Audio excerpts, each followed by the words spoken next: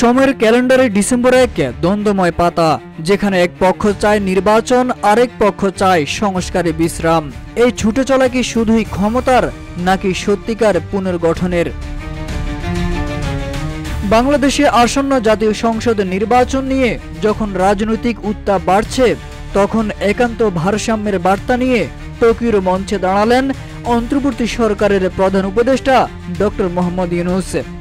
জাপানে অনুষ্ঠিত Nikkei forum 2025-এর প্রথম দিনে তিনি বাংলাদেশের রাজনৈতিক বাস্তবতা ও ভবিষ্যতের রূপরেখা তুলে ধরেন।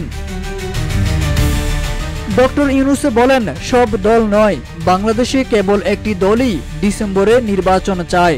নির্বাচনের সময়সূচি নিয়ে প্রশ্নের উত্তরে ডক্টর ইউনূস বলেন, আমার কোনো রাজনৈতিক বাসনা নেই, আমি দায়িত্বে এসেছি ন্যায় বিচার প্রতিষ্ঠার তাগিদে। RICL TMX, যুগের পর যুগ স্থাপনা থাকে মজবুত। তার আশাটা আকস্মিক নয়, ইতিহাসের প্রয়োজনে, জানিয়ে ডক্টর ইউনূস বলেন, নির্বাচিত রাজনৈতিক দলের কাছেই আমি ক্ষমতা হস্তান্তর করব। তবে ডিসেম্বরে নির্বাচন হলে সংস্কার অসম্পূর্ণ থেকে যাবে। 6 মাস বাড়তি সময় পেলে সংস্কার হবে অর্থবহ। বক্তব্যে তিনি জোর দেন, নতুন বাংলাদেশ গড়তে প্রয়োজন সময় ও সহযোগিতা। জাপানের প্রতি কৃতজ্ঞতা প্রকাশ করে ডক্টর ইউনূস বলেন, নতুন বাংলাদেশ গড়তে জাপান সহযোগিতা করবে বলে আশা করি। প্রশ্নোত্তর পর্বে সাবেক প্রধানমন্ত্রী শেখ হাসিনার শাসনামল নিয়ে তীব্র সমালোচনা করেন ডক্টর ইউনূস।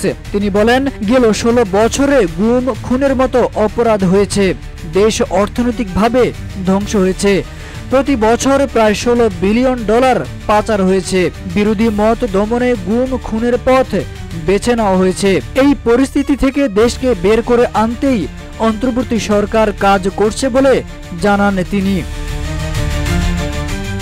একদিকে রাজনৈতিক চাপ, অন্যদিকে জাতীয় পুনর্গঠনের দাবি। প্রশ্ন রয়ে যায়, এই নির্বাচন তবে কার জন্য?